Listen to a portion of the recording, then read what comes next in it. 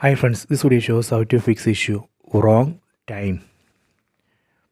Go to settings, set all settings from top right corner, go to system, go to date and time.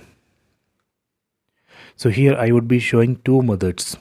Method 1, go to automatic date and time. See here I already disabled automatic date and time. Go back.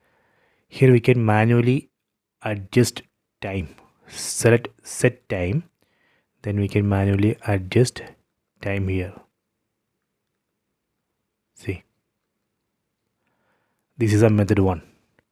Method 2, go to automatic date and time. Here we just need to enable this first option, use network or internet provided time. When we enable this first option, device will automatically sync with internet provided time. So that way we can easily fix the issue. Okay, these are two methods.